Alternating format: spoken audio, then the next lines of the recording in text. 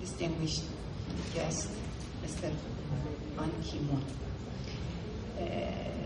I would like to tell you, welcome to our lovely Islamic Republic of Iran. It is our honor to meet you in this session. I am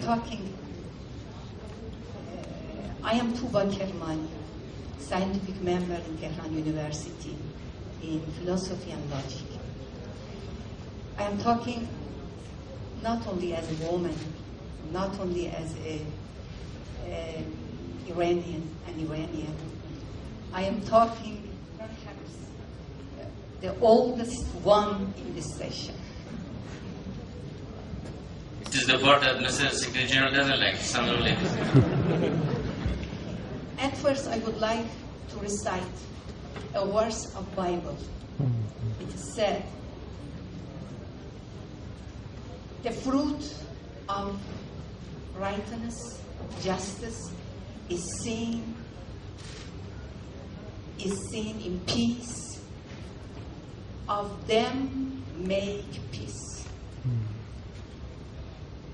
I would like to give two suggestions. May it just be very short. Yes, yes, please. But the ladies cannot talk in short time. Yes, at first, we know, and you know better than others, today everybody talks about peace. But what is the meaning of peace? Peace without justice, it is not possible.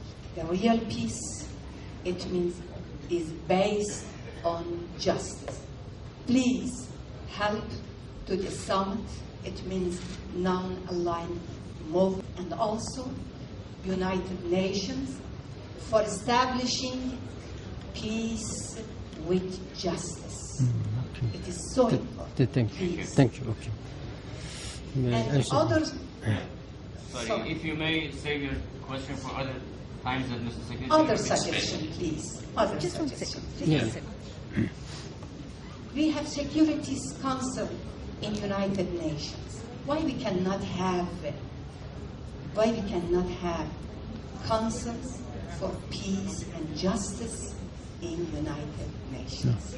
Thank you so much. You told us in Persian language it is as poem. I would like to tell you in Persian, Parsi, say خوش آمدی به ایران. Okay. خوش آمدی به ایران. And also I would like to give you a small gift. It is pen, Iranian pen, for telling to you and everybody. If we have a pen for writing, if we have tongue for telling and talking, if we have wisdom for argument, we don't need to any weapon and war. Thank you so much.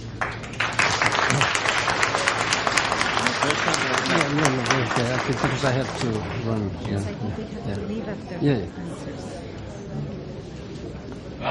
What? Thank you very much. I'm sorry that my time is to be finished by this time, 5:40, and I have another meeting with heads of state, at least 2 more meetings at the hotel.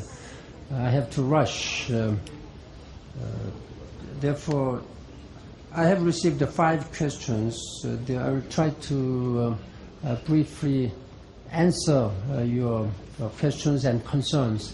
My impression, having spoken with you and some other leaders, seemed to me that I can understand why there is such kind of feelings among Iranian people about the United Nations. As I said in my statement, you have, in some cases, have been singled out. But you have also to think about why you have been singled out.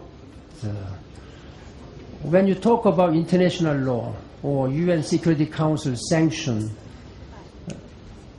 Secretary General of the UN, doesn't have much particular role in that regard. is a decision by the member states.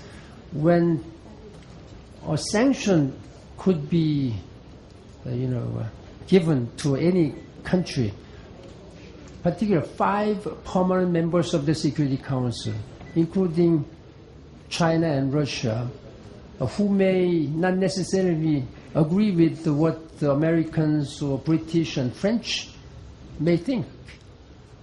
That without 5 veto power countries' agreement, this sanction cannot be done. The resolution cannot be made. Then you should also understand that why all these 5 countries, who on most cases are divided, as you have seen in the case of Syria, while 18,000 people have been continuously being killed, and there have been a lot of frustrations and concerns expressed, then there was no unity. They have been divided, so there has not a resolution be, enforcement resolution has not been agreed, except some technical resolutions. This is the fact of life. Now, about the future of the United Nations, I'm hopeful. If there would be no United Nations today, if they decide to abolish the United Nations, I'm confident that tomorrow the world leaders will have to find another United Nations.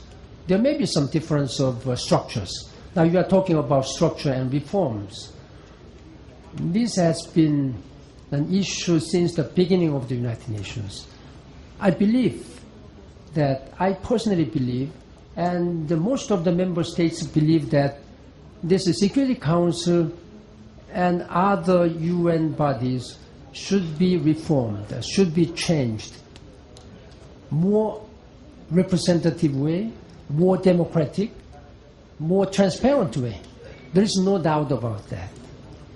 But simply, member states have not been able to be united in formulas, modalities, and particularly it requires all permanent 5 countries, permanent members of the Security Council. They should be united. They should have consensus views. That's why we have not been able to see the Security Council resolution. If you may see that since the 1960s, many of the African countries and developing countries were liberated and got independence. But UN was created 1945, long before this. Then the member states have increased to 193 from 51. Only that the numerical changes would have required the changes of these systems. Then look at such tremendous and significant changes in international political and economic scenes. Then that also necessitates the changes and structure. I fully agree, 100% agree with your concerns that this structure should be changed, reformed. Member states have been discussing this matter at least during the last 20 years, very seriously, but have not been able to agree. This is what member states should do. But basically, I'm hopeful, I'm optimistic about the way United Nations has been doing. It was United Nations who was able to prevent more conflicts, prevent more killings through preventive diplomacies or enforcement peacekeeping operations. This is what you have to appreciate. You have to appreciate. Otherwise, there might have been more people killed, more difficulties. Then what's the relevance of the United Nations in this current economic crisis? Does United Nations have any relevance vis-a-vis G20 or G8? Yes. G20 is an informal body. Of course, they are the group of leaders whose accumulated population and the GDP will count for at least more than 80 to 85% of population and GDP of the world, 20 countries only.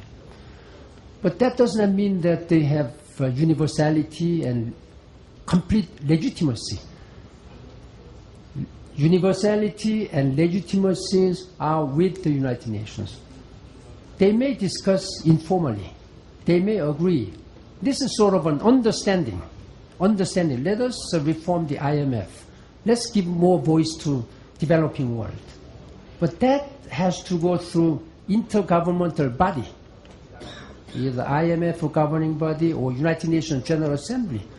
And I, representing 193 member states, have been actively participating. Look at the case of a $1.1 trillion, which was mobilized in London Summit, London G20 Summit. It was my idea, United Nations idea. Let us raise $1 trillion. Can you imagine how much this $1 trillion for developing world?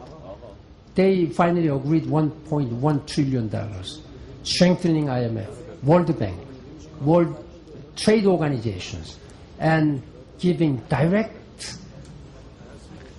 assistance to many African countries. Those are what the United Nations are doing. Whether it has been visible or not visible, United Nations